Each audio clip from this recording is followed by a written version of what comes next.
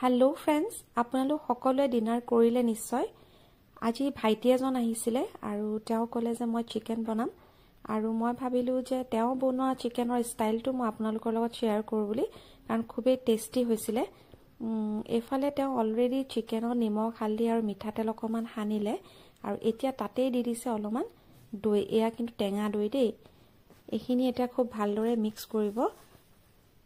মই আসলতে ভিডিওটো আপোনালোকৰ লগত শেয়াৰ কৰিম বুলি ভিডিও কৰা নাছিলো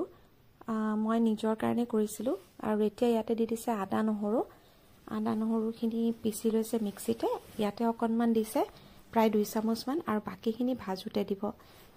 যেনেকৈ মই আপোনালোকক কৈছো মই আপোনালোকৰ কাৰণে ভিডিওটো কৰা নাছিলো কিন্তু পিছত ভাবিলো ইমানে টেস্টি হৈছে যেতিয়া মোৰ ফ্ৰেণ্ডছ সকলৰ লগতো মই শেয়াৰ কৰো ইয়াতে হি আন্দাজ অনুযায়ী মিঠাতেল দিলে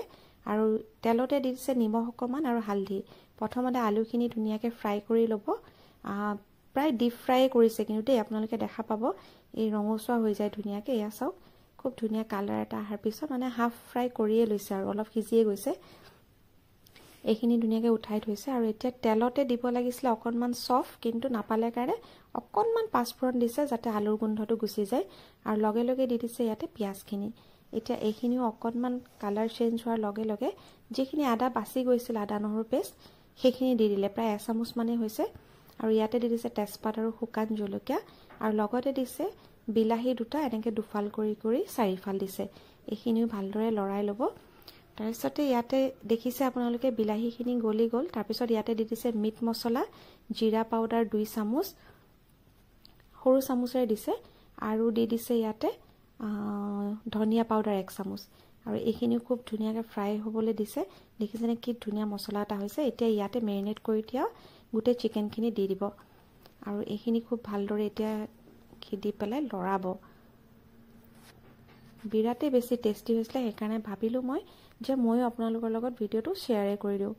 আৰু এয়া চাওক এটা ঢাকনখন মাৰি দিলে আৰু এনেদৰে মাজে মাজে কিন্তু ঢাকন মাৰিছে লৰাইছে দেই মই গুটেখিনি আপোনালোকক দেখাই দিয়া নাই এনেদৰে লৰাই আছে আৰু খুব ধুনিয়াকৈ মছলাৰ তেলটো বিৰিঙি গৈছে দেখা পাইছেন আপোনালোকে আকৌ এবাৰ ঢাকি দিছে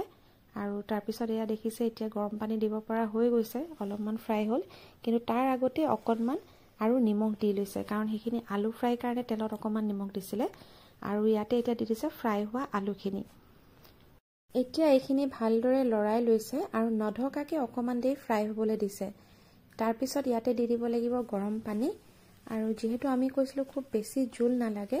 সেইকাৰণে অকমান কম পৰিমাণত পানীটো দিছে যদি জুল বেছিকৈ লাগে তেতিয়াহলে আৰু অকমান পানী দিব লাগিব মানে চিকেনখিনি ডুব যোৱাকে দিব লাগিব তেতিয়া